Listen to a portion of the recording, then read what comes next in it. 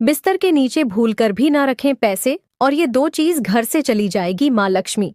अक्सर जाने अनजाने में कुछ लोग घर में ऐसी गलतियां कर देते हैं जिससे माँ लक्ष्मी उस घर को तुरंत छोड़कर चली जाती है।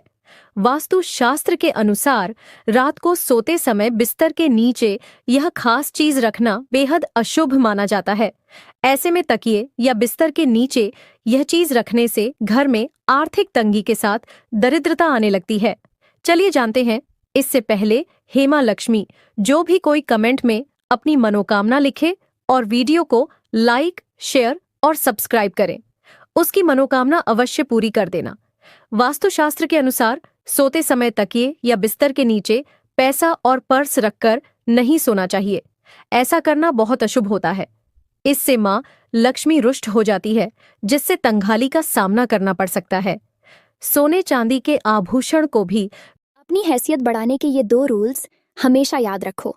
नंबर 1, पढ़ाई करो, मेहनत करो और एक दिन कुछ अच्छा ज़रूर बनो, क्योंकि आज से 5 साल बाद ये रिश्तेदार आपका हालचाल नहीं आपकी हैसियत पूछेंगे।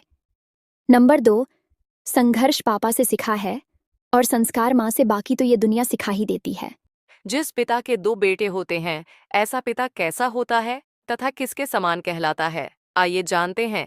इससे पहले माता रानी जो कोई भी आपके चरणों में लाइक एवं सब्सक्राइब समर्पित करें, उसके घर में कभी सुख, समृद्धि और वैभव की कमी नहीं होने देना।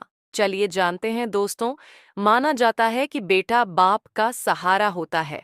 एक बेटा ही होता है जो पिता की बुढ़ापे की लाठी बनता है। माना जाता है कि जिस पिता के 2 बेटे होते हैं, ऐसा पिता स्वर्गपति कहलाता है। पिता के 2 बेटे होना सौभाग्य की बात होती है। एक पिता बेटा होने पर भाग्यवान बन जाता है और 2 बेटे होने पर सौभाग्यवान बन जाता है। अच्छे एटीट्यूड वाले लोग भी आपके सामने चोमू बन जाएंगे।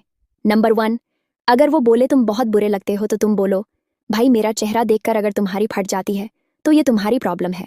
नंबर 2, अगर कोई कहे तेरी औकात क्या है, तुम कहो औकात तो तेरे मेरे सामने खड़े होने की भी नहीं है, पर अभी खड़ा होना ये तेरा लक है। पहले एक राजा की 10 रानियां हुआ करती थीं, लेकिन समय का पहिया ऐसा घूमा कि अब एक रानी के 10 राजा होते हैं। आप समझ ही गए होंगे कि मैं किन लड़कियों की बात कर रही हूँ। अभी फॉलो कर लो अगर और भी कड़वी बातें जाननी हो तो। सुंदर औरत में न होकर भी यह 2 आदतें जरूर होती हैं। आइए जानते हैं उससे पहले। हे माता लक्ष्मी, आपसे प्रार्थना है कि जो भी व्यक्ति इस वीडियो को लाइक, सब्सक्राइब करे और कमेंट में अपने नाम का पहला अक्षर लिखे, उसकी मनोकामना 1 महीने में पूरी कर देना। ऐसा देखा जाता है कि जो सुंदर महिला होती है, उसमें अक्सर क्रोध करने की आदत जरूर होती है। वह बात बात पर गुस्सा हो जाती है। और दूसरा है, सुंदर महिला ज्यादा दिखावा भी करती है। उसको दिखावा करने की आदत भी होती है। यह 2 आदत सुंदर महिला में जरूर होती है। एक बहुत पुरानी प्रथा है कि पीरियड्स के दिनों में मंदिर नहीं जाना चाहिए, पर ऐसा क्यों? जानने से पहले लाइक और सब्सक्राइब जरूर करें। शास्त्रों में उन दिनों में सिर धोने के लिए भी मना क्यों किया जाता है, चलिए जानते हैं।